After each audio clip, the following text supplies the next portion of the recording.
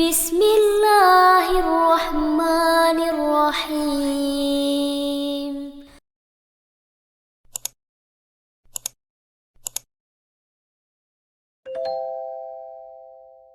Oke, bismillahirrahmanirrahim. Assalamualaikum warahmatullahi wabarakatuh.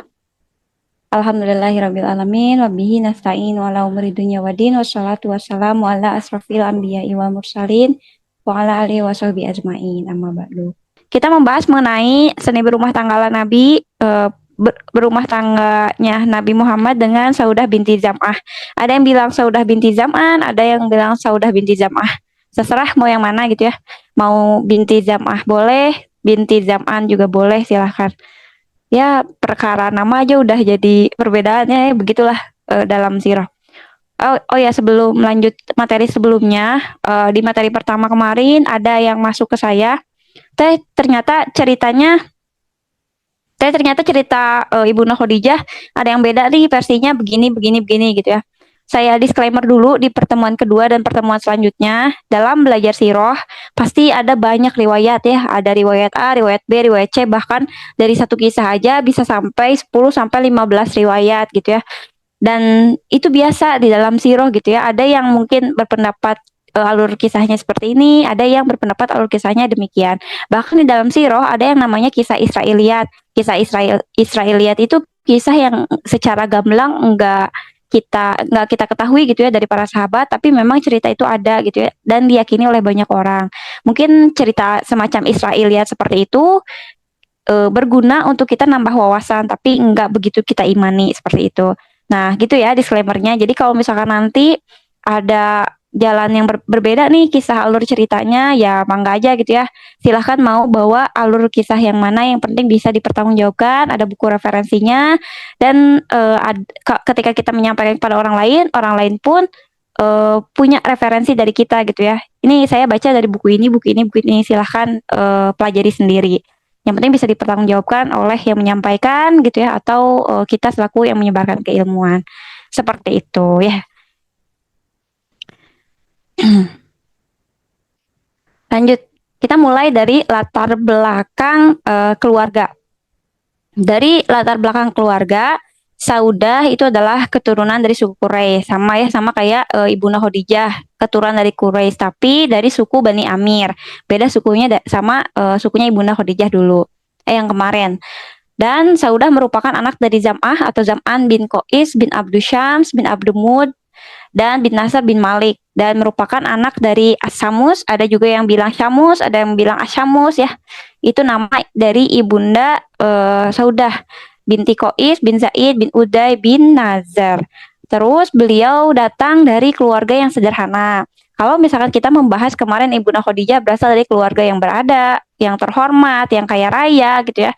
Sebaliknya, keluarga Saudah berasal dari keluarga yang sangat sederhana. Mereka dihormati, mereka disayangi oleh lingkungannya tentu saja. Tapi berbeda dengan Ibunda Khadijah kemarin, kalau Ibunda Khadijah kan dihormati karena mereka ya bangsawan, kemudian kaya raya, banyak sedekah karena dari hartanya tersebut.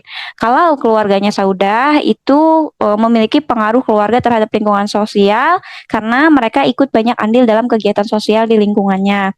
Mereka banyak disayangi dan dihormati oleh orang-orang sekitar karena mereka memiliki apa ya, kayak supel gitu ya, supel sama walaupun keluarganya sederhana, hartanya biasa aja gitu ya, nggak sekaya Khadijah, tapi mereka disayangi oleh lingkungannya karena apa? Karena ikut andil dalam lingkungan sosial. Jadi kalau misalkan zaman sekarang mungkin ada kerja bakti di lingkungan, ikut gitu ya, dari bapak sampai anak ikut semua.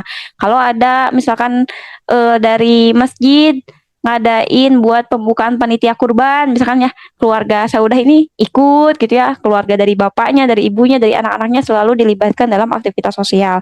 Maka dari itu keluarga Saudah sangat dihormati dan disayangi oleh lingkungan sekitarnya.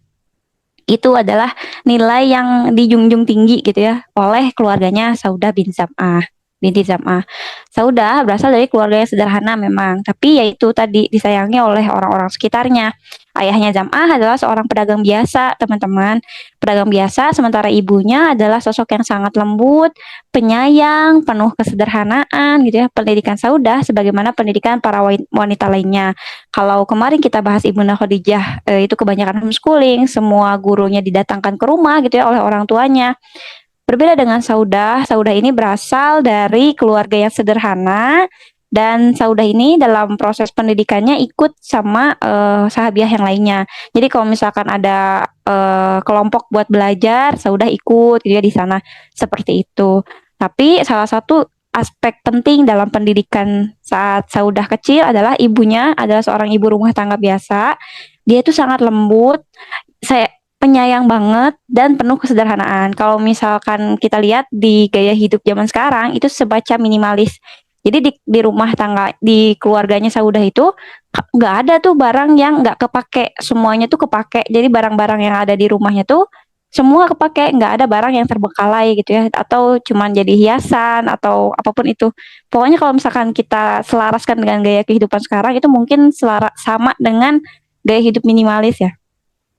Dan salah satu aspek penting dalam proses pengasuhannya Ibunda Saudah adalah ibunya nggak pernah marah-marah di rumah. Ibunya nggak pernah menaikkan suara kepada anaknya. Itu salah satu aspek penting buat parenting ya.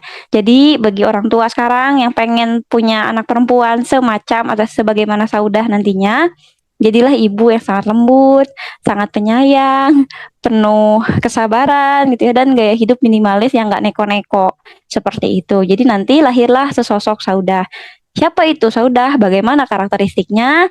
Saudah itu adalah orang yang lemah lembut karena ibunya juga lemah lembut, karena ibunya juga penyayang. Bahkan di dalam rumahnya, ibunya tidak pernah meninggikan suara sedikit pun kepadanya gitu ya. Beliau adalah sosok yang rendah hati, ya karena diajarin sama ibunya gitu ya. Bayangin aja diasuh sama ibu yang sabar, yang lembut, yang penuh ketenangan gitu ya. Ya udah lahirlah sosok Saudah. Dia lemah lembut, dia rendah hati, sabar, penyayang gitu ya, tulus dan ikhlas nantinya. Keluarganya juga disayangi oleh orang-orang sekitar karena banyak terlibat di aktivitas sosial. Beliau adalah orang yang sederhana karena gaya hidup orang tuanya juga minimalis tadi ya. Yang ada di rumahnya adalah segala hal yang dibutuhkan, yang nggak butuh berarti ya udah gitu ya. Ngapain kita kita punya, dan sedikit humoris. Seperti itu ya.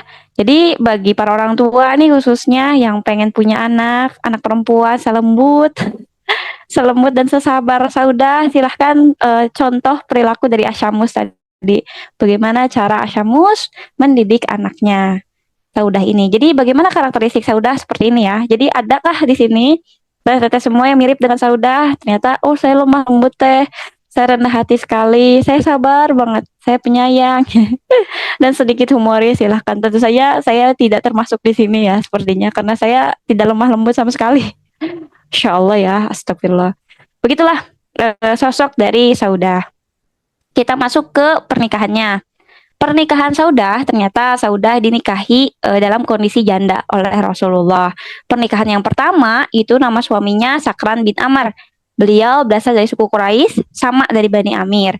Menikah dengan Saudah pada saat itu di usia 19 atau 20 tahunan. Jadi ketika Saudah berusia 19 atau 20 tahun, beliau menikah dengan Sakran bin Amir. Banyak yang meriwayatkan gitu ya, terutama ya banyak gitu yang meriwayatkan bahwa Saudah dari pernikahan Saudah sama Sakran ini tidak memiliki keturunan. Juga berpisah bukan karena cerai kasus apa gitu ya, tapi berpisah karena meninggal dunia. Pada saat Sakran meninggal dunia, itu Saudah berusia kurang lebih 40 tahun.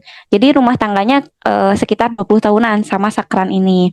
Bagaimana kisah rumah tangganya dengan Sakran? Ya, Sakran bin Amir berasal dari suku Quraisy, kedudukannya juga baik di kalangan masyarakat. Beliau juga adalah pedagang, tapi pedagangnya yang biasa aja gitu ya, yang nggak terlalu kaya seperti kekayaan yang dimiliki oleh keluarganya Ibunda Khadijah kemarin.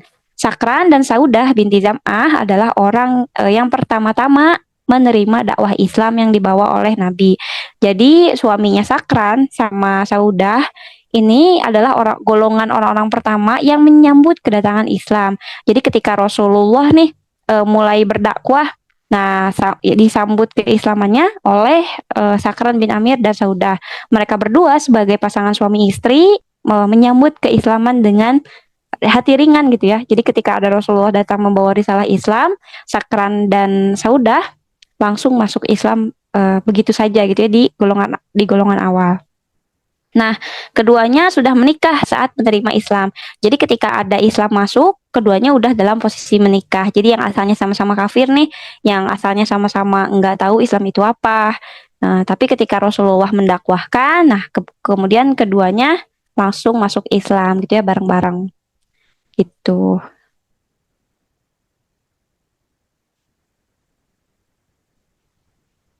Oke, kita lanjutkan. Jadi, nah ini adalah peta. Jadi kalau misalnya kita mau bahas seni rumah tangga ala Nabi, kita harus tahu sirah nabawiyah.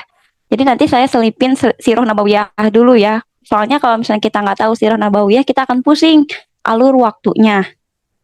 Ceritanya, Rasulullah lahir di sini. Rasulullah lahir di sini, kita lewat masa pengasuhan Rasulullah karena kita lagi nggak ngebahas pengasuhan kan, kita lagi bahas seni rumah tangga. Jadi masa pengasuhan Rasulullah kita lewat yang pengasuhan sama Halimatus Syadiah, bapak sama ibunya, sama kakeknya, sama pamannya kita lewat begitu saja sampai menikah yang kemarin kita bahas dengan Khadijah radhiyallahu anha di tahun 595 Masehi. Di usia Rasulullah pada saat itu 25 tahun. Nah, kemudian pada fase pernikahan dengan Khadijah ini diangkatkan menjadi nabi di usianya yang 40 tahun di tahun 610 Masehi. Kemudian ada fase di mana dakwah secara sembunyi-sembunyi gitu ya atau dakwah secara terang-terangan. Ini pada saat Rasulullah berusia 43 tahun ya. Nah, kemudian setelah usia 43 tahun dakwah sembunyi-sembunyi, terang-terangan, ada nih yang namanya fase hijrah ke Habasyah di tahun 615 Masehi. Ini Khadijahnya masih hidup di sini ya. Khadijah masih hidup di sini dan Rasulullah masih berusia 45 tahun. Terus yang kemarin kita ceritain nih sempat ada fase boykot. Jadi ada fase hijrah ke Habasyah, ada fase boykot di tahun 617 sampai 619 saat usia Rasulullah 47 sampai 49 tahun. Nah, kita udah sampai sini nih. Khadijahnya wafat di usia Rasulullah pada saat 49 tahun atau yang mau ke 50 tahun gitu ya, di tahun 619 Masehi. Lalu nanti yang akan kita bahas sekarang menikah dengan Saudah.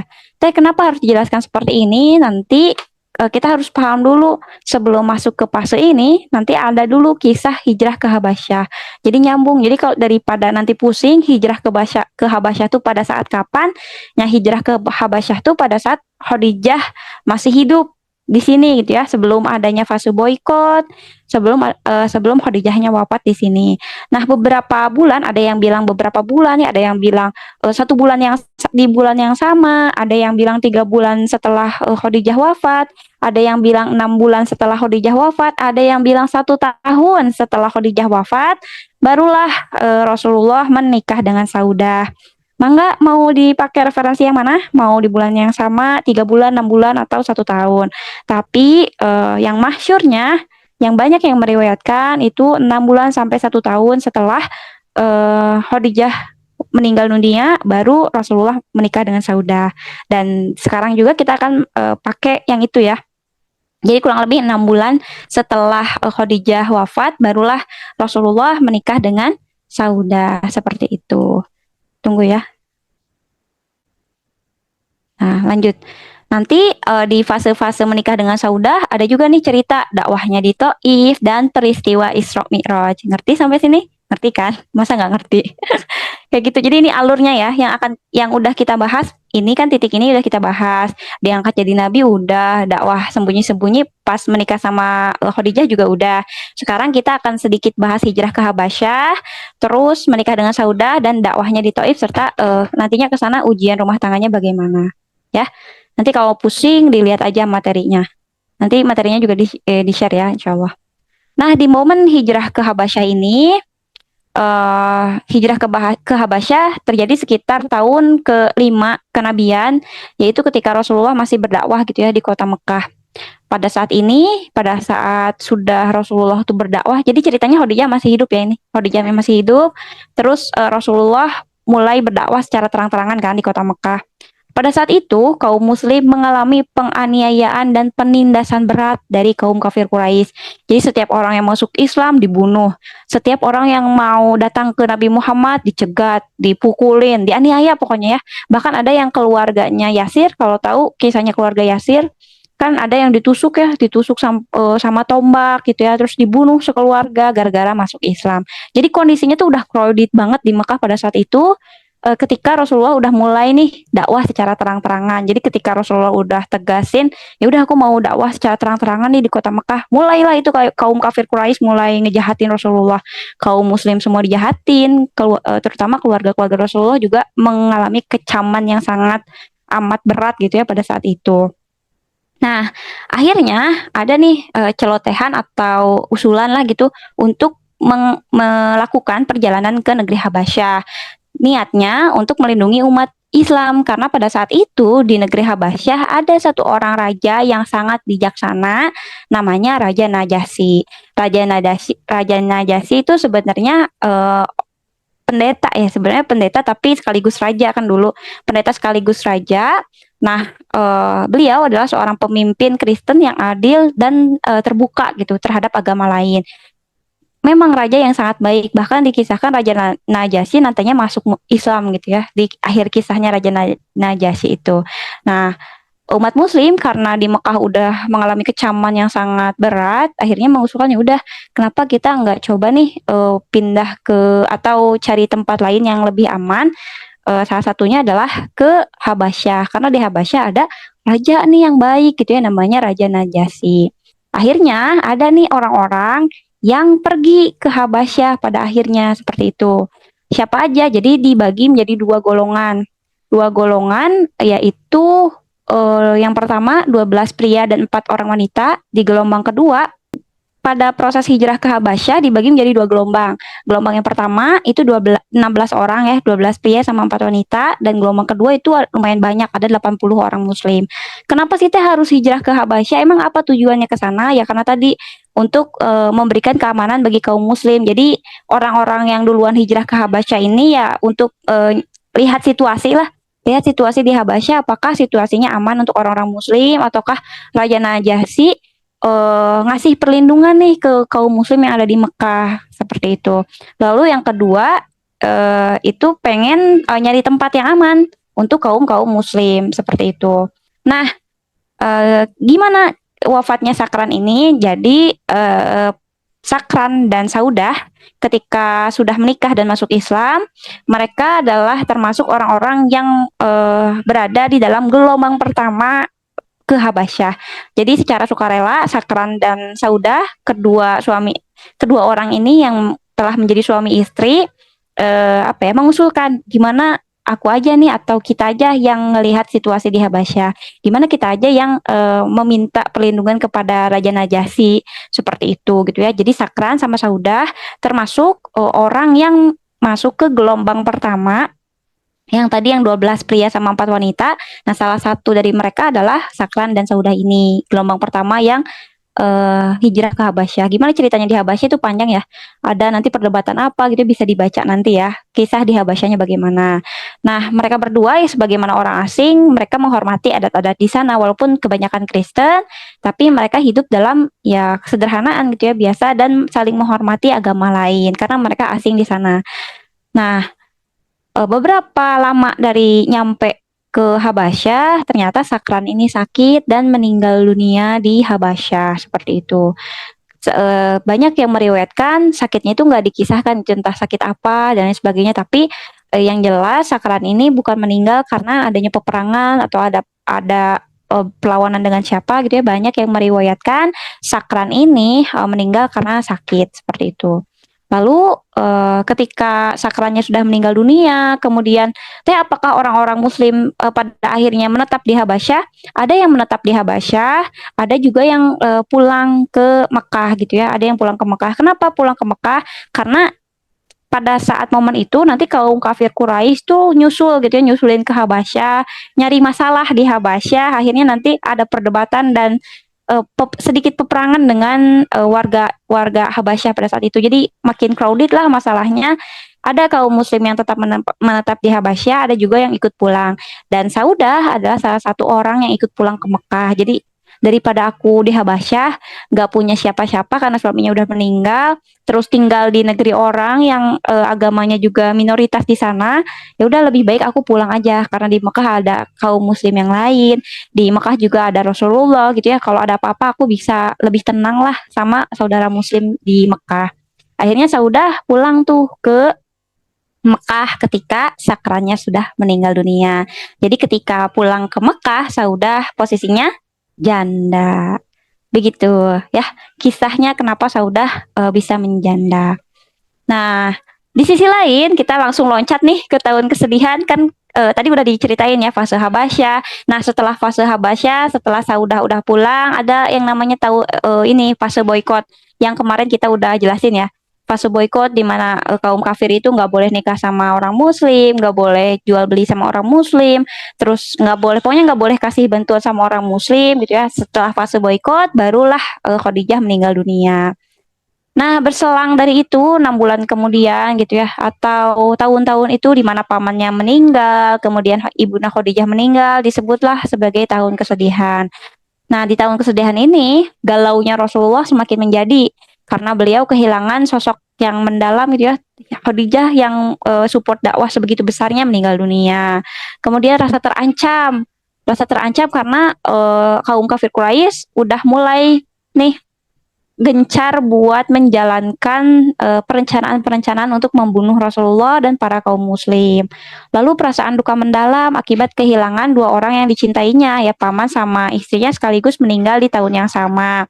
Lalu kekhawatiran akan keselamatan dakwah. Ini dakwah Islam itu masih tetap jalan atau enggak gitu ya, atau nanti terhenti sampai sini gitu ya. Karena penyokongnya udah nggak ada, karena penyokongnya udah nggak ada gitu ya, terus perlindungannya juga nggak ada, jadi khawatir apakah dakwah Islam ini bisa maju atau enggak, dan kegelisahan tekanan mental dalam menjalankan dakwah di Mekah karena udah nggak ada nih, nggak ada lagi yang mau buat menerima dakwahnya Rasulullah.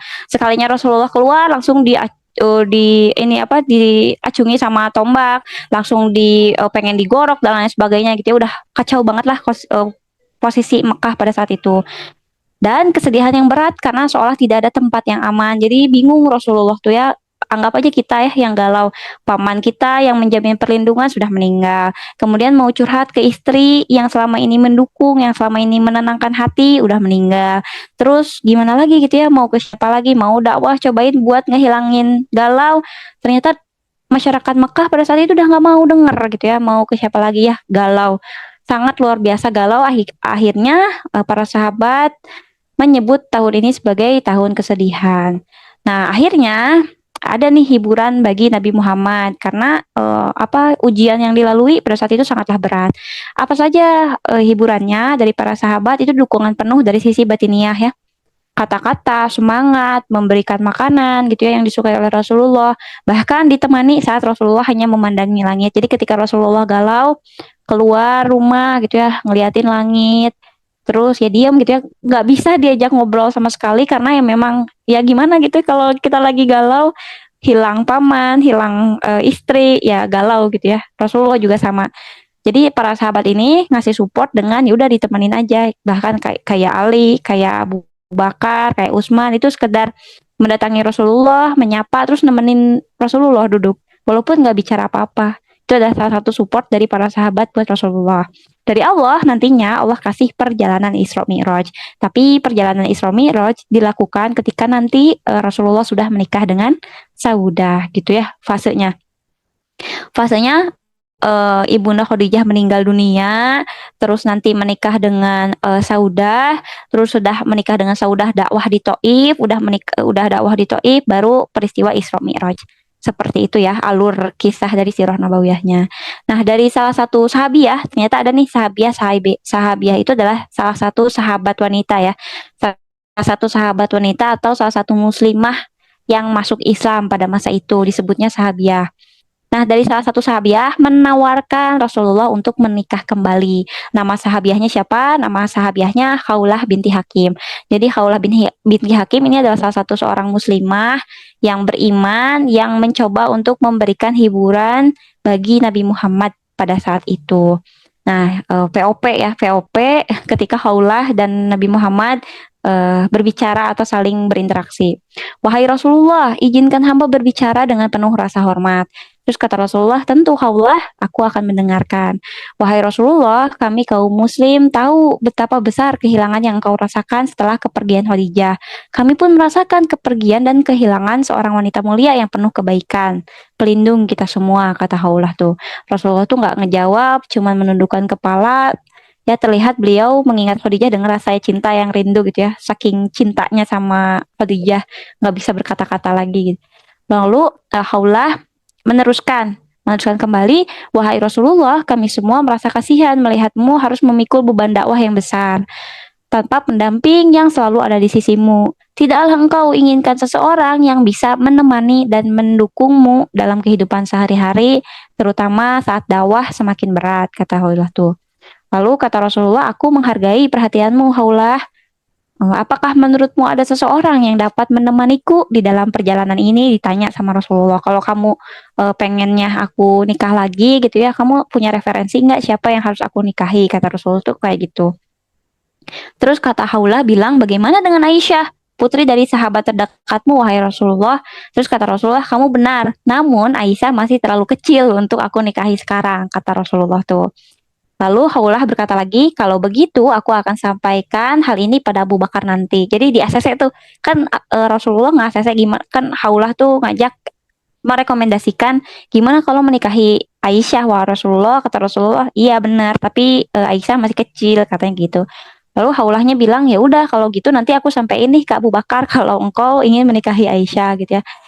Terus ditanya lagi, jika Saudah bagaimana ya Rasulullah? Ia termasuk orang yang berjuang saat hijrah ke Habasyah.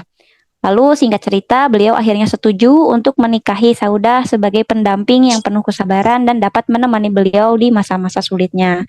Akhirnya, sebagaimana yang kita tahu ya, Khadijah pun ada mak comblangnya yaitu Nafisah. Nah, menikah dengan Saudah ada mak comblangnya namanya Khawlah binti Hakim begitu. Kemudian Khawlah menutup percakapan ini dengan semoga Allah memberkahi engkau wahai Rasulullah dan memberikan kekuatan bagimu untuk melanjutkan dakwah ini. Lalulah Khawlah datang ke rumah Saudah. Tapi sebelum ke rumah Saudah, Khawlah itu melintasi kediaman Abu Bakar lalu menuju ke kediaman Saudah.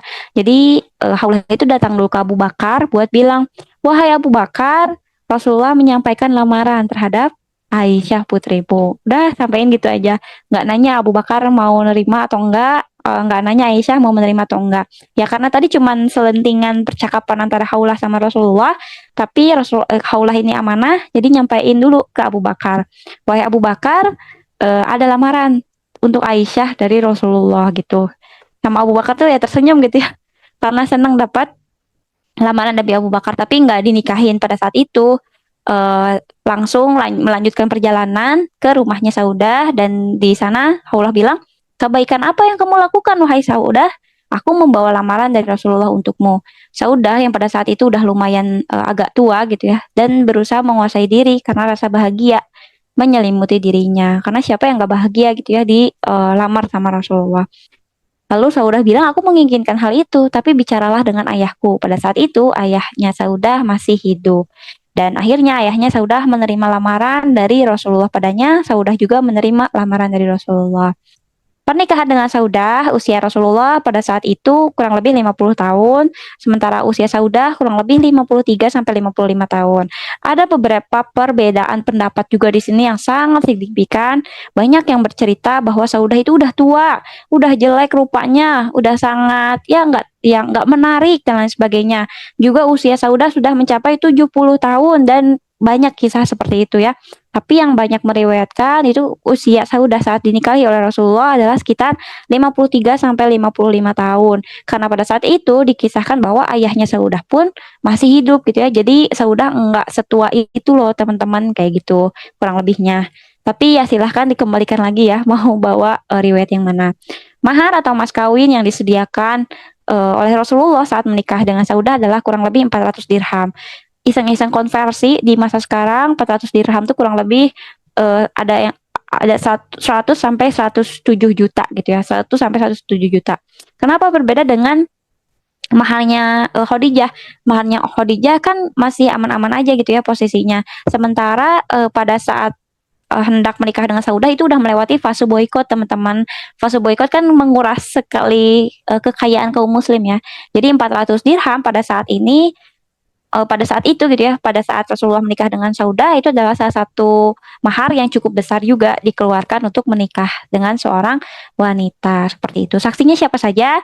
Saksi dalam pernikahannya enggak dijelaskan lebih jauh sedalam dengan Khadijah ada siapa, tapi yang jelas para sahabat seperti Fantastic Four, Abu Bakar, Utsman bin Affan ya seperti itu datang untuk melihat pernikahan dengan Saudah, dan teman-teman Saudah yang lain juga datang dalam pernikahan ini seperti itu. Akhirnya kita masuk pada fase berumah tangga, atau sebelum masuk sana kita tahu dulu nih alasan kenapa Rasulullah menikah dengan Saudah.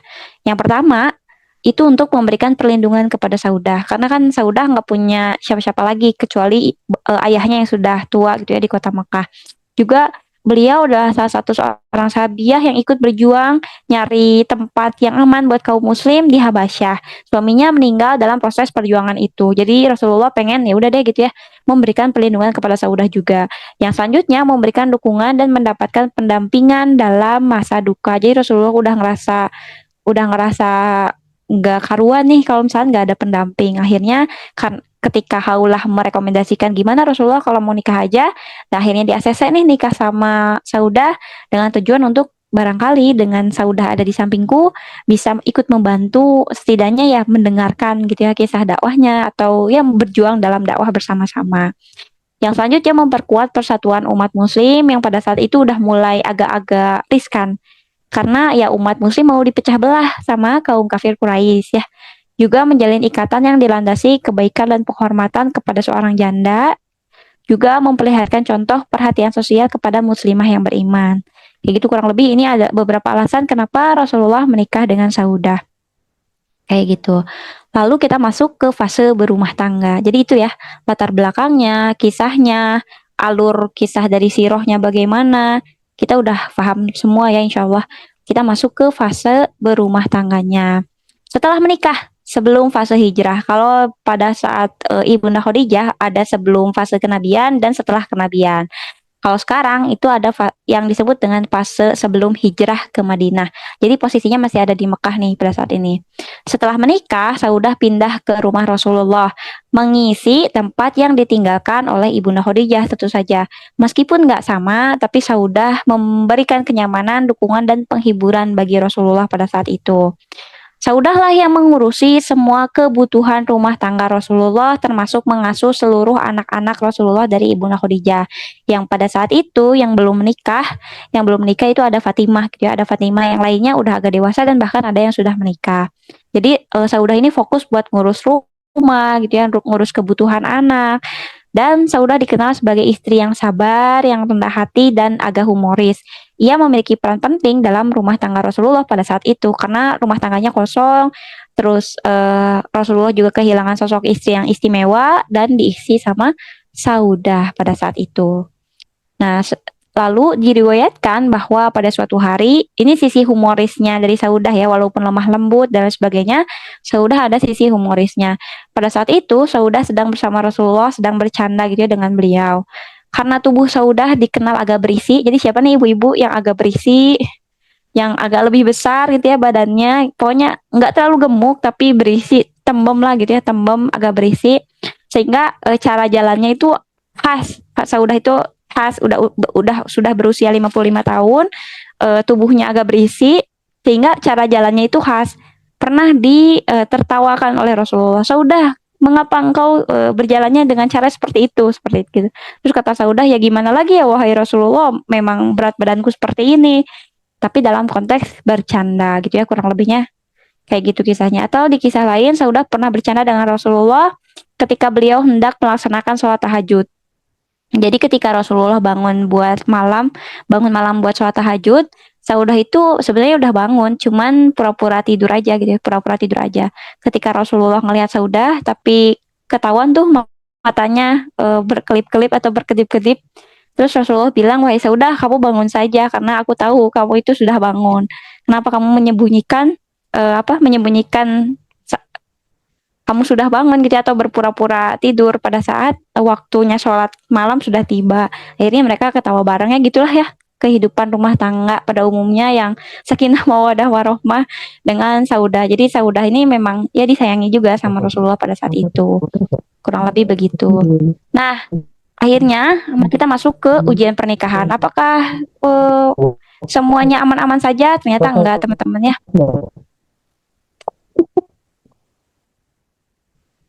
Ternyata enggak, teman-teman, ada beberapa ujian dan bahkan banyak ujian yang dialami oleh Saudah dalam pernikahannya. Yang pertama itu ternyata hal pertama yang dihadapi Saudah adalah menghadapi suami yang masih memikirkan istrinya yang telah wafat.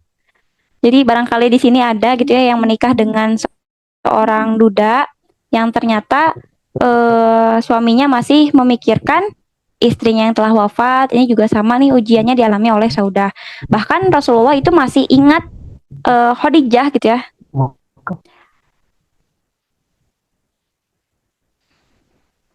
Bahkan Rasulullah masih ingat Khadijah pada saat menikah dengan Aisyah ya. Pada saat menikah dengan Aisyah, menikah dengan istri-istri yang lain, Rasulullah masih ingat dengan Khadijah, apalagi yang baru beberapa bulan ditinggalin sama Khadijah. Pasti masih ingat banget gitu ya. Dan ini salah satu ujian di dalam rumah tangganya Rasulullah dengan Saudah, bahwa memiliki suami yang masih memikirkan istrinya yang telah wafat. Yang kedua, mengurusi semua kebutuhan keluarga meski dukungan dari suami agak kurang.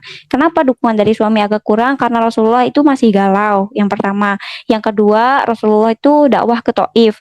Ada ujiannya kan, ada kisahnya di sana gimana Rasulullah dakwah ke Taif, ya ditinggalin Saudahnya buat berdakwah ke Taif, terus pulang-pulang dalam keadaan yang Rasulullah babak belur karena dilempari batu gitu ya sama orang-orang Taif dan lain sebagainya. Jadi dukungan suami agak kurang nih ketika awal-awal pernikahannya. Lalu mengalami rasa sedih atas penolakan dakwah di Taif yang melihat suaminya pulang dalam kondisi yang demikian parah. Selain itu, menghadapi ancaman kaum kafir Quraisy saat isu Nabi ingin dibunuh tersebar. Jadi kan udah tahu nih kaum kafir Quraisy ada kaum muslim yang kabur ke Habasyah gitu ya. Terus udah diboikot, terus pamannya meninggal dunia, Khadijah meninggal dunia, udah parah banget gitu ya kondisinya pada saat itu, dan kaum kafir Quraisy makin berani. Oh, paman yang melindungi Nabi Muhammad udah nggak ada nih. Terus suplai uang buat kaum muslimin dari Khadijah udah nggak ada. Waktunya kita bunuh Muhammadnya. Bahkan sampai ke keluarganya itu kena ancamannya gitu ya. Bisa suatu waktu Saudah sama keluarganya dibunuh gitu ya, anak-anaknya Rasulullah dibunuh, bisa saja seperti itu. Jadi salah satu ujiannya yang menghadapi ancaman kaum kafir Quraisy dan menghadapi musuh Quraisy sendirian karena Nabi lebih dulu hijrah ke Madinah dengan Abu Bakar. Ingat kisah hijrahnya gimana? Kisah hijrahnya Rasulullah. Jadi kita langsung masuk ke fase hijrah ya, pelan-pelan masuk ke fase hijrah. Jadi pada saat itu setelah dakwah di Taif ditolak, terus Rasulullah dikasih hadiah berupa Isra Mi'raj dari Allah gitu ya. Kemudian ancaman pembunuhan masih tetap kental di kota Mekah. Akhirnya Rasulullah hijrah mendadak dengan Abu Bakar ke Madinah. Jadi yang pertama proses hijrah itu dilakukan oleh dua orang, yaitu Nabi Muhammad sama Abu Bakar aja udah. Yang lain kaum muslim masih ada di kota Mekah pada saat itu. Bahkan dikejar-kejar kan Abu Bakar sama Rasulullah pada saat itu juga dikejar-kejar. Oh, Rasulullah udah nggak ada nih di rumahnya gitu ya. Rasulullah udah nggak ada di rumahnya. Cari sampai ke pelosok gurun dan sebagainya, itu dikejar. Itu proses hijrahnya Nabi Muhammad sama Abu Bakar. Yang pada saat itu Saudah sama anak-anaknya ditinggalin di Mekah, ditinggalin di rumahnya. Nah, bisa saja gitu ya musuh Quraisy membunuhnya kapan saja. Bahkan anak-anaknya Fatimah gitu yang belum menikah pada saat itu bisa saja dibunuh karena nggak ada perlindungan. Rasulullah aja dikejar-kejar sama kaum kafir Quraisy karena hijrah duluan. Teh gimana? Kenapa nggak ngajak Saudah duluan gitu ya? Wahai istriku, ayo kita hijrah bersama-sama. Kalau misalkan bisa mah diajak, tapi ini kan posisinya udah lagi genting banget. Dan ternyata Allah kasih tolonglah sama Nabi Muhammad, dia dikasih tahu bahwa besok kaum kafir Quraisy mau membunuhmu di atas kasur gitu ya. Pada saat itu juga yang menggantikan Rasulullah di atas kasur adalah Ali bin Abi Thalib. Sementara Rasulullahnya pergi sama Abu Bakar, begitu tahu informasi itu Rasulullah langsung ngajak Abu Bakar, ayo kita ke Madinah sekarang. Kayak gitu. Seperti teh kenapa nggak ke Habasyah lagi ya, karena di Habasyah kondisinya juga udah crowded kan, kita udah tahu tadi sekilas kondisi di Habasyah udah crowded juga. Terus salah satu opsi buat pergi adalah ya ke Madinah. Jadi akhirnya Rasulullah dan Abu Bakar pergi ke Madinah berdua aja. Saudahnya ditinggalin di Mekah sama anak-anaknya. Bahkan kaum kaum Muslim yang lain masih ada di kota Mekah. Seperti itu ya. Ini adalah salah satu ujiannya juga, ditinggalin sendirian dalam kondisi yang genting yang bisa saja terbunuh pada saat itu. Juga tak lama dari pernikahannya, dikisahkan 3 bulan gitu, ada yang meriwayatkan 3 bulan. 3 bulan setelah menikah dengan Saudah, Rasulullah itu melangsungkan akad nikah dengan Aisyah putri Abu Bakar yang usianya baru 6 tahun di kota Mekah. Tapi pada saat itu, walaupun akad sudah berlangsung, Aisyah sudah menjadi istrinya Rasulullah, Aisyah tidak tinggal serumah dengan Rasulullah. Kapan Aisyah tinggal serumah dengan Rasulullah? Aisyah tinggal serumah dengan Rasulullah ketika nanti sudah di Madinah. Jadi ketika sudah di Madinah, baru nanti Aisyah pindah ke rumahnya Rasulullah. Tapi akad nikahnya dilangsungkan pada saat di kota Mekah, tidak lama tidak lama setelah pernikahannya dengan Saudah begitu. Ini juga ujian ya, baru aja 3 bulan nikah sama saya, udah akan nikah lagi dengan sesosok wanita yang lebih kecil bahkan dari saya usianya. Bayangin gimana gejolak perasaan yang dirasakan oleh Saudah pada saat itu. Ini sebelum pas hijrah ke Madinah. Kita masuk ke saat hijrah ke Madinah. Saudah berhijrah tak lama setelah Nabi sampai di Madinah bersama para sahabiah lain dan Fatimah. Jadi Fatimah putrinya Rasulullah itu hijrah bareng sama Saudah, sama sahabiah lain ketika Rasulullah sudah sampai di Madinah. Udah kedengar nih kabar bahwa Rasulullah udah sampai selamat di Madinah dan udah aman juga posisinya di Madinah, barulah kaum muslim lain ikut ke Madinah. Jadi ada para sahabat, para sahabiah gitu ya ikut. Salah satunya adalah Saudah sama Fatimah hijrah sama sahabiah lain. Sementara anak-anak Rasulullah yang lain, kan ada anak-anak yang lain, Zainab itu adalah putri pertama Rasulullah, tetap di Mekah. Karena apa? Karena suaminya masih kafir. Jadi ujian di rumah tangganya Zainab, mungkin kapan-kapan kita bisa bahas juga. Ujian dari rumah tangganya Zainab itu punya suami yang kasar, yang nggak mau masuk Islam. Tuh, jadi karena taat sama suami yang demikian, Zainab itu memilih ya udah deh aku di Mekah dulu. Suamiku ini masih kafir, barangkali nanti mau deh masuk Islam. Aku tungguin aja di Mekah. Terus Ruqayyah pada saat itu hijrah ke Madinah tapi nggak bareng sama Saudah. Ruqayyah itu hijrah bersama suaminya Utsman bin Affan. Yang lain ada putrinya yang namanya Ummu Kulsum. Ummu Kulsum itu tetap di Mekah menemani Zainab. Aku khawatir nih gimana kalau Zainab kenapa-napa. Lebih baik aku di Mekah aja nemenin Zainab. Karena Zainab pengen nunggu suaminya masuk Islam dulu gitu ya. Tapi aku takut kenapa-napa nih. Aku ya udah nemenin Zainab aja di Mekah.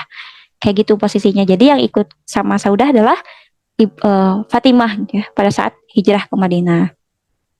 Sekarang kita loncat lagi pada saat Saudah udah di Madinah. Ujian apa aja yang ada di rumah tangganya? Yang pertama adalah perubahan dinamika keluarga.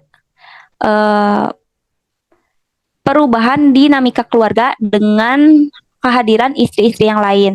Nah, pada saat di Madinah, beda sama di fase Mekah, di Madinah itu nanti Rasulullah menikah.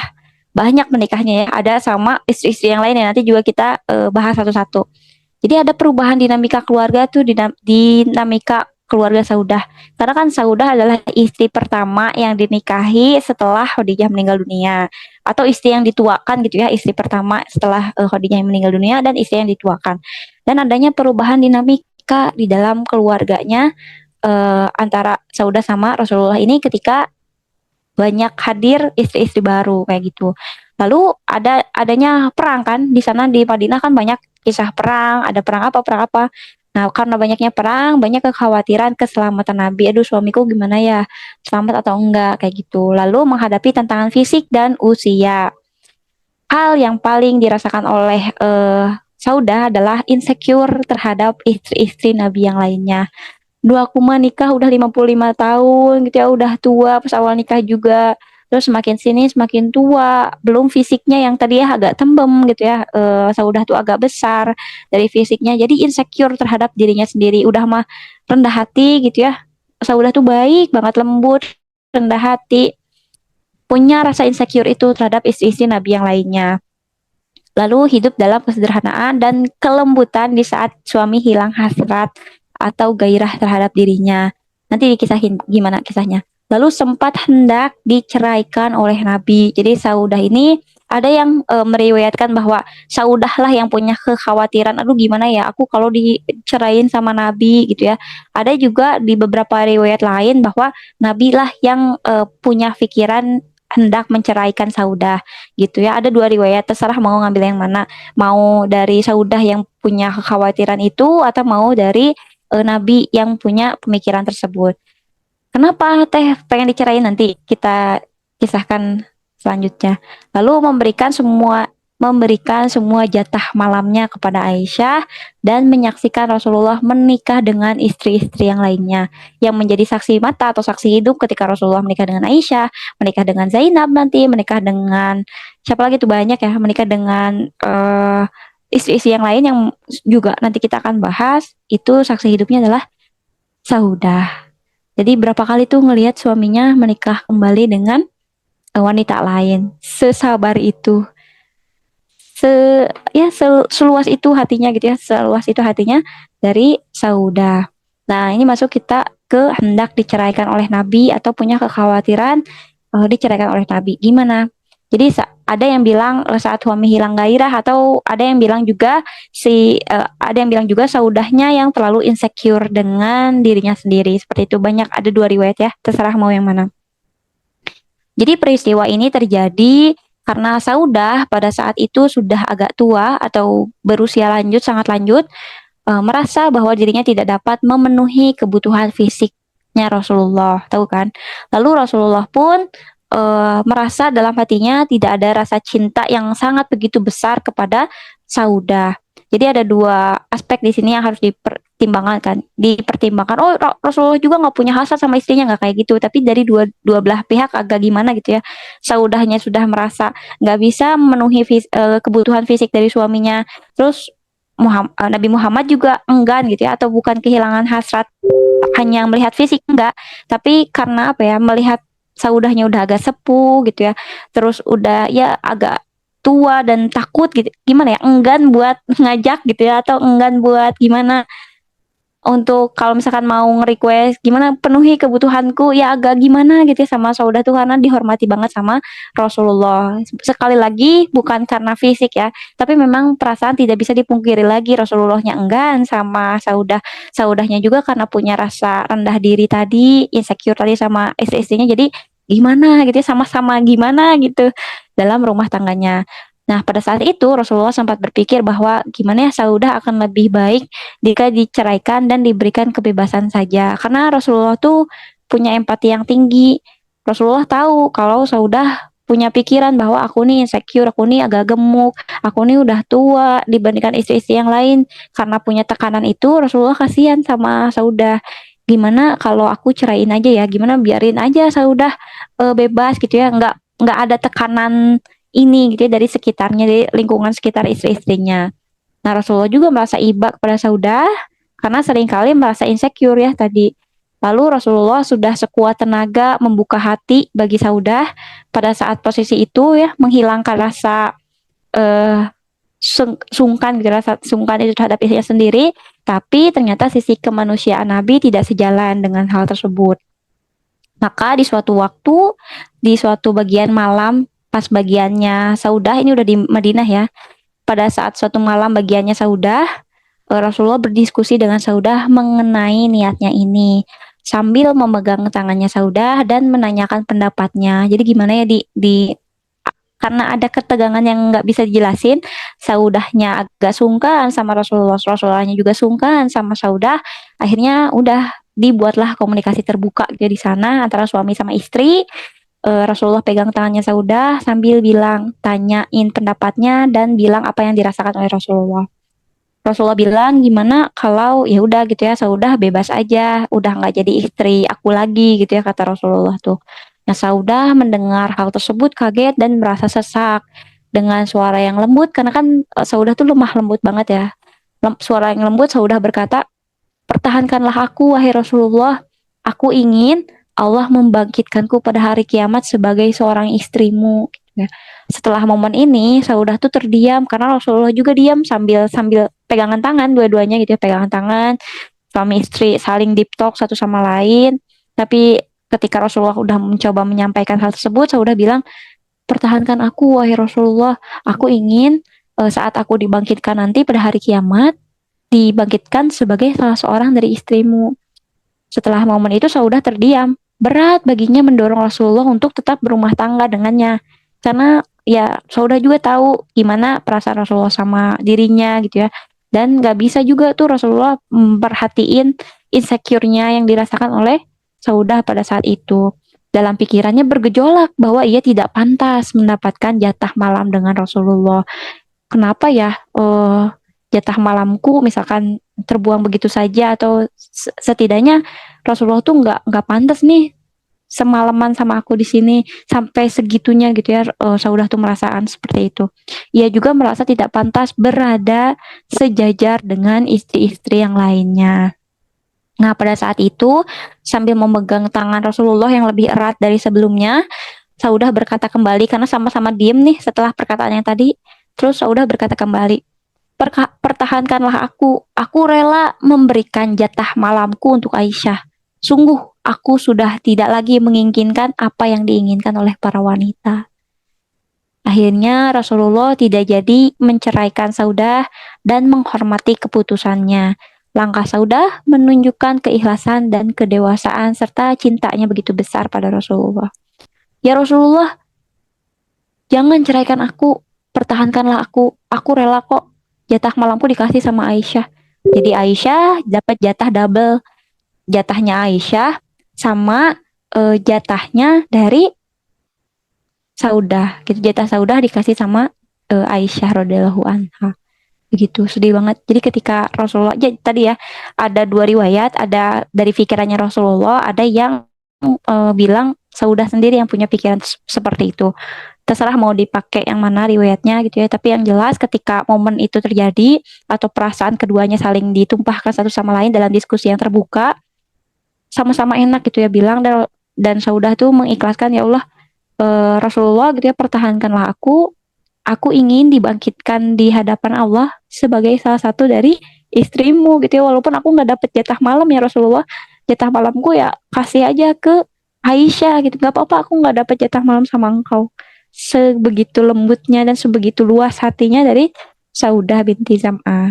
Bagaimana peran Rasulullah pada saat itu gitu ya, peran sebagai seorang suami. Yang pertama, suami untuk Saudah adalah memberikan perlindungan dan memberikan kedudukan yang terhormat bagi Saudah gitu ya. Jadi dikasih perlindungan Saudahnya yang pada saat itu udah janda, suaminya udah nggak ada, ayahnya udah sepuh gitu ya, dikasih perlindungan sama Rasulullah. Rasulullah juga memberikan rasa aman bagi Saudah dia sebagai suaminya. Yang kedua, peran dari Rasulullah adalah menghargai dan mengapresiasi kepribadian Saudah yang humoris. Agak-agak di saat suruh tahajud gitu ya, pura-pura tidur, terus ngelihat fisiknya yang agak temem gitu ya, gimana dihargai seperti itu, kayak gitu. Nah, sikap Rasulullah yang terbuka terhadap canda dan humor Saudah ini menerima, artinya suami dapat menerima sifat apapun yang ada di dalam diri istrinya. Jadi Rasulullah tuh nggak mandang fisik gitu. Aduh, Saudah tuh agak gemuk, Saudah tuh agak berisik. Nggak dari fisik, tapi ya dari hatinya dan dari sikapnya. Yang ketiga, peran sebagai suami, Rasulullah memperhatikan dan memahami kondisi fisiknya dari Saudah. Dalam situasi ini, Rasulullah tetap menunjukkan kasih sayangnya. Nggak ngehina tuh, kamu kok gemukan sih hari ini? Kamu kok agak gemuk dan sebagainya, tapi Rasulullah memperhatikan dan memahami kondisi fisiknya Saudah yang memang seperti itu gitu ya. Juga yang keempat, menjaga keharmonisan rumah tangga dengan kebijaksanaan. Beliau membagi waktunya secara merata di antara para istrinya, memberikan hak yang sama dan tidak pernah menunjukkan favoritisme yang berlebihan. Jadi Rasulullah tuh walaupun nanti kisahnya istri favoritnya adalah Aisyah, tapi sama istri-istri yang lainnya juga tetap adil gitu ya Rasulullah, terutama pada Saudah. Nah, Teh, kalau nggak dapat giliran malam, berarti nggak ketemu Rasulullah terus dong? Enggak. Rasulullah tuh tetap ngasih perhatian, kayak misalkan memang jatahnya, misalkan itu jatahnya Saudah. Tapi karena jatahnya Saudah udah dikasih ke Aisyah, langsung ke Aisyah terus, nggak kayak gitu.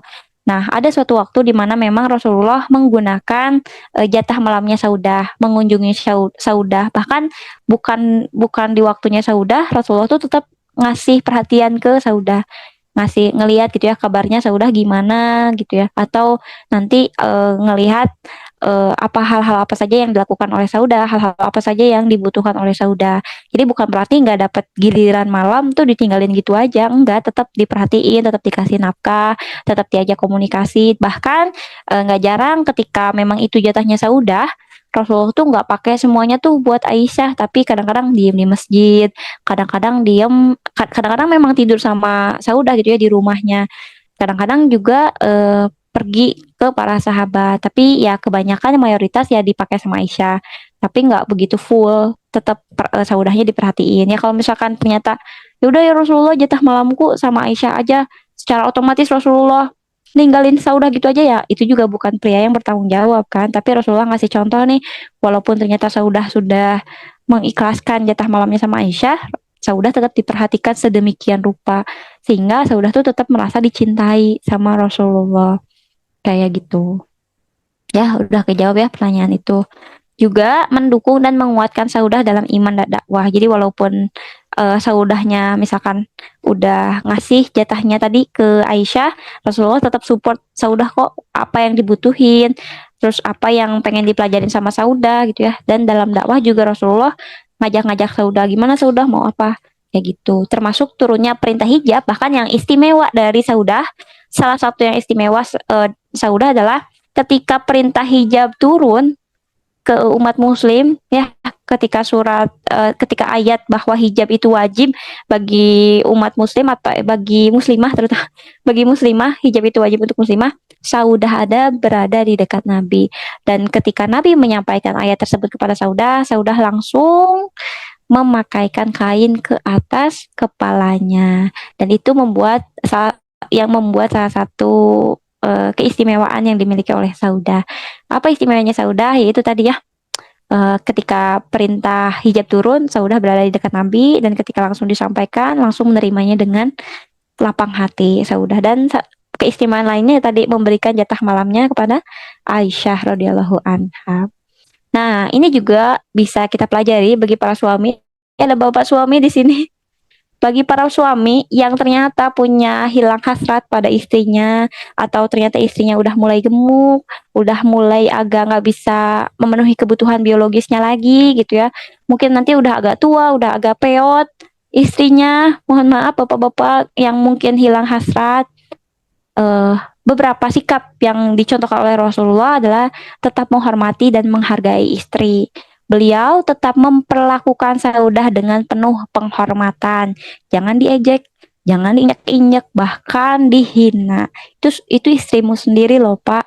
Ya kalau misalkan ternyata ada momen di mana hilang hasrat sama istrinya karena istrinya udah tua, udah nggak bisa memenuhi kebutuhan fisik lagi, perlakukanlah dia dengan baik dan berilah penghormatan kepada istrimu itu. Yang kedua, memahami perasaan dan pengorbanan istri. Suami dapat menerima sikap Rasulullah yang menghargai pengorbanan dari istrinya. Ya walaupun Saudah ngasih jatah malamnya sama Aisyah, tapi ya jangan jangan diacuhkan begitu saja. Tetap hormati lah gitu ya. Atau kalau dalam masa sekarang mungkin istrimu udah bekerja sangat keras Pak buat jaga bebeknya biar bagus gitu ya, atau jaga bodinya walaupun udah ngelahiran tetap kayak biola Spanyol dan lain sebagainya. Hargai pengorbanan istrimu tersebut. Jangan sampai memandang mereka dengan sebelah mata. Ini buat bapak-bapak ya. Jangan sampai memandang mereka dengan sebelah mata aja. Yang selanjutnya, mengutamakan komunikasi dengan baik dan jujur. Kalau misalkan ada masalah sama istri, ada masalah sama suami dalam urusan ranjang, terutama khususnya, bicaralah dengan baik-baik. Sama kayak tadi Rasulullah ketika ada hendak mau menceraikan Saudah, kan beliau pegang tangannya, eye to eye, mata ke mata, berdua bicara dengan baik gitu ya. Ya kalau misalnya ada masalah nih sama istri, entah apapun itu, ya bicarakan dengan komunikasi yang baik-baik, jangan tiba-tiba menyalahkan begitu saja kepada istrimu.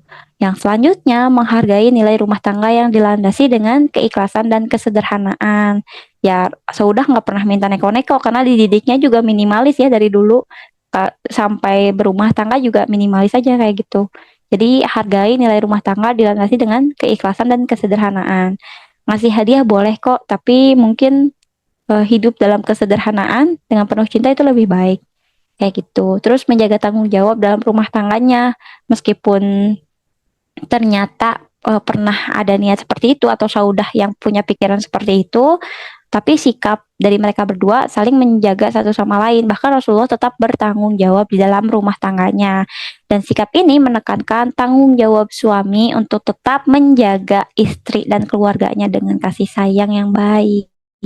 Walaupun ternyata di dalamnya mungkin gak baik-baik aja, ada masalah, tapi tetap tanggung jawab suami harus dilakukan selama itu masih jadi istrimu sendiri, begitu.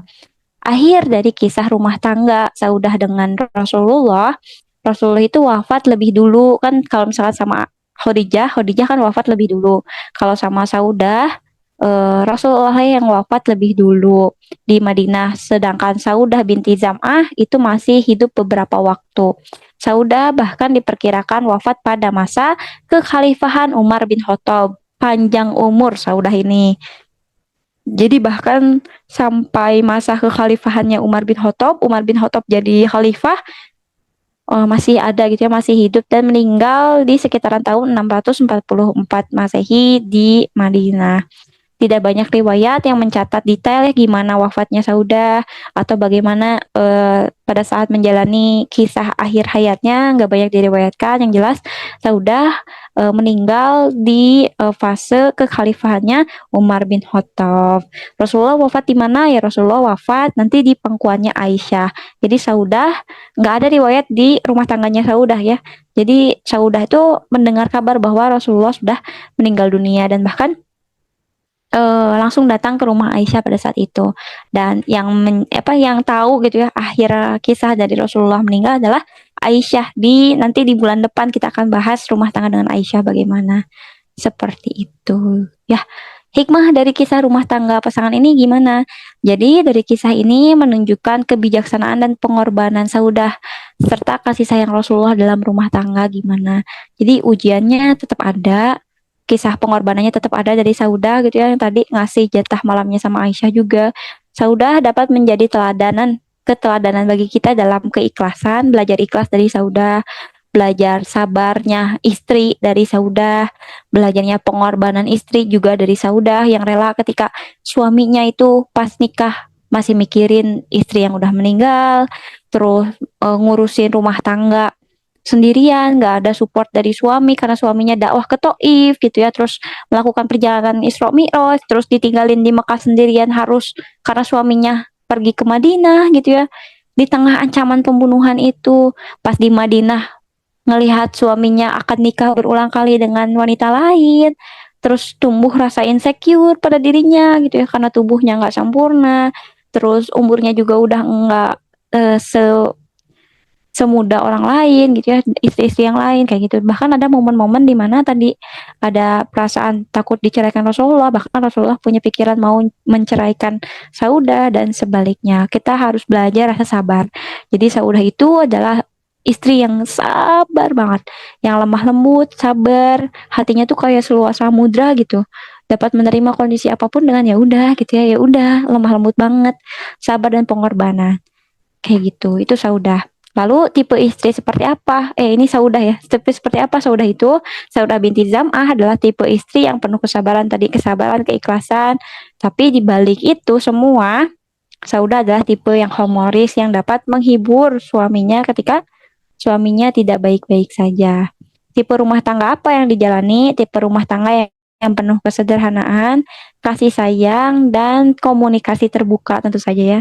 Jadi kalau misalkan pelajaran nih bagi kita yang punya masalah sama suami, apapun itu, bukalah dengan komunikasi yang baik. Bisa ditiru cara Rasulullah, pegangan tangan kah? Atau ngelus rambut kah? Ngelus rambut istri, ngelus rambut suami, atau apapun itu. Tapi contoh yang paling konkret yang bisa dipraktekin dari seni berumah tangga dengan Saudah adalah komunikasi terbuka antara suami dan istri. Nah, tips bagi suami istri di masa kini, ya itu tadi yang paling utama adalah komunikasi yang terbuka dan jujur. Yang kedua bisa saling menghargai dan menghormati, terutama fisiknya istri gimana gitu ya. Terus kondisi suaminya gimana. Saudah bisa ngertiin Rasulullah ketika Rasulullah masih punya pikiran tentang Khadijah. Saudah bisa ngerti Rasulullah ketika ditinggalin sendirian harus ke Madinah. Sementara di Mekah punya ancaman bisa dibunuh kapan saja gitu ya. Terus Saudah juga ngerti ketika awal nikah malah ditinggal dakwah di Taif dengan pas pulang-pulang kondisi udah separah itu gitu Rasulullah tahu. Tapi di sisi lain Rasulullah juga mengerti kondisi fisiknya Saudah. Rasulullah juga tahu sifatnya Saudah kayak gimana. Rasulullah juga nggak pernah tuh ngejudge gimana-gimana sama Saudah. Jadi tipe rumah tangga atau tips bagi suami istri masa kini ya saling menghargai dan menghormati antara suami dan istri. Yang selanjutnya, beliau juga jaga sifat humor. Jadi kadang-kadang sifat humoris di dalam rumah tangga itu diperlukan untuk percikan-percikan bumbu cinta itu tetap ada. Nanti juga di Aisyah ada sisi-sisi humorisnya gimana itu ya.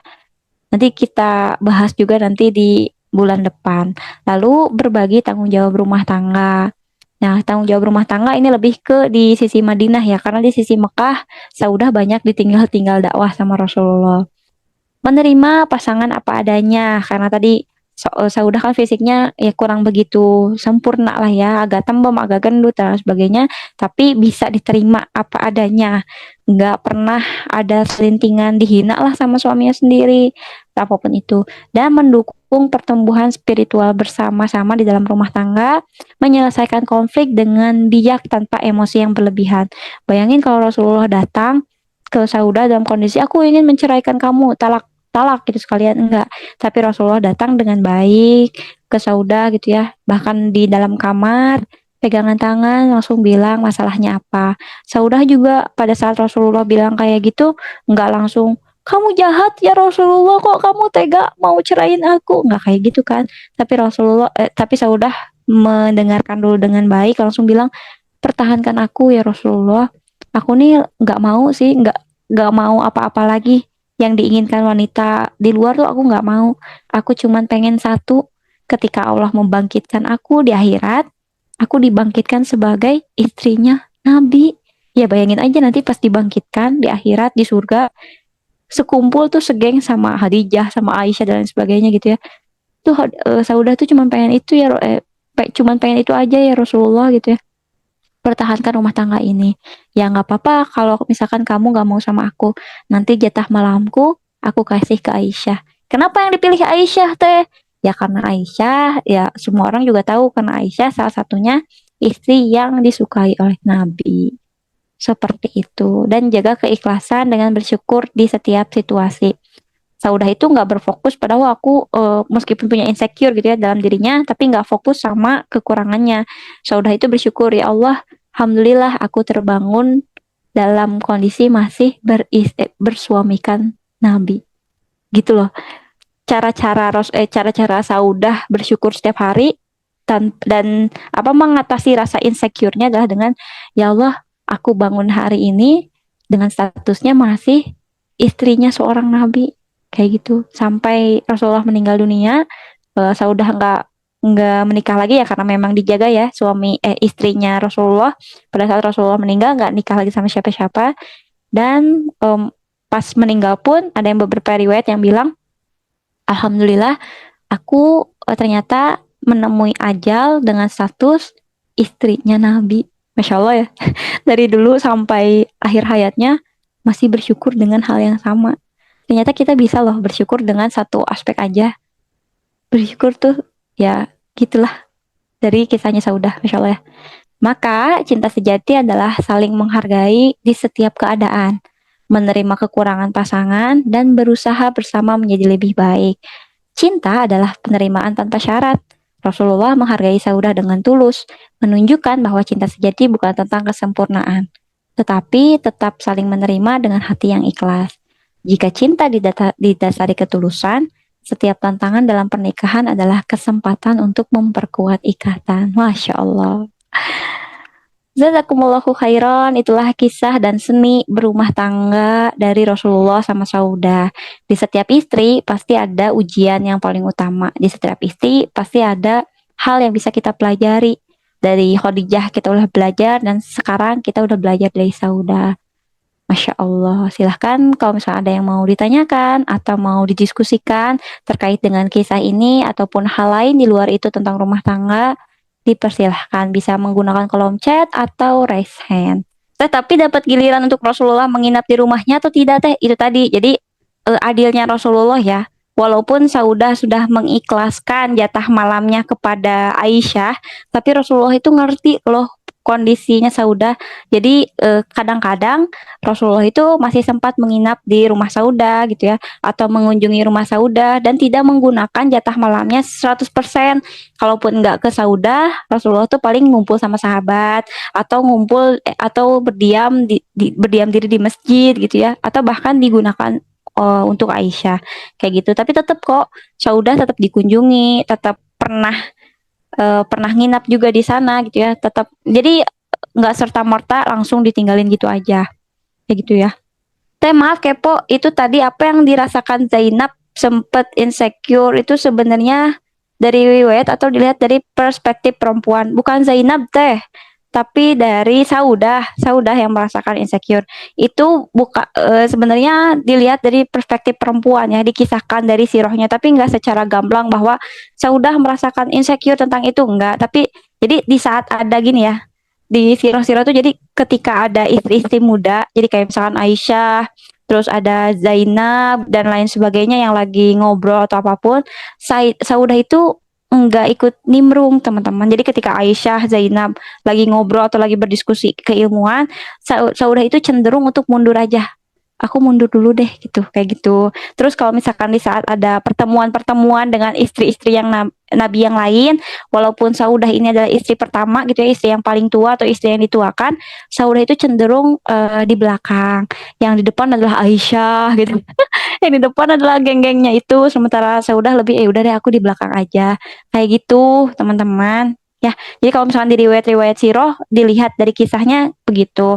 Kalau dilihat dari perspektif perempuan kurang lebihnya mungkin ada rasa insecure di dalam dirinya, udah deh gitu ya, aku mah nggak apa-apa kayak gitu. Tapi bukan insecure yang kayak sekarang ya, mental health dijadiin galau, nggak kayak gitu. Tapi ya tadi tetap bersyukur dengan satu hal, itu tetap bangun dan hidup, statusnya masih istri Nabi, dah kayak gitu aja Saudah mah ya. Masya Allah kayak gitu. Aku tuh googling Saudah ahli sedekah, aku tadi ketinggalan masuk jumnya. Ya ini salah satu amalan ya, salah satu, oh gini ya, kelewat tadi. Jadi gini, ada juga riwayat yang menjelaskan bahwa Saudah itu pas dinikahin oleh Nabi itu anaknya banyak. Terus usianya udah 70 tahun dan sebagainya. Nah, yang disebut anaknya banyak itu sebenarnya bukan anak-anak asli dari Saudah. Jadi Saudah itu gemar apa ya, ngumpulin anak-anak yatim, ngasih makan mereka, ngumpulin mereka diasuh sama Saudah karena Saudah kan lembut gitu ya, dan punya rasa kasih sayang tinggi sama anak-anak. Akhirnya anak-anak yatim dan anak-anak yang gak punya ibu gitu ya atau gak punya bapak ngumpulnya diasuhnya sama Saudah. Akhirnya banyak yang meriwayatkan bahwa ketika menikah dengan Rasulullah, Saudah punya anak banyak, padahal anak banyak itu adalah anak asuhannya. Kenapa Saudah dibilang ahli sedekah? Ya karena itu, karena suka ngasuh anak-anak yang nggak punya orang tua. Seperti itu ya Teh. Kurang lebihnya. Semoga terjawab. Kita tutup pertemuan ini dengan bacaan hamdalah, alhamdulillahirabbil alamin, dan doa kafaratul majelis, subhanakallahumma wa bihamdika, asyhadu alla ilaha illa anta, astaghfiruka wa atubu ilaik. Wabillahi taufiq wal hidayah. Wassalamualaikum warahmatullahi wabarakatuh.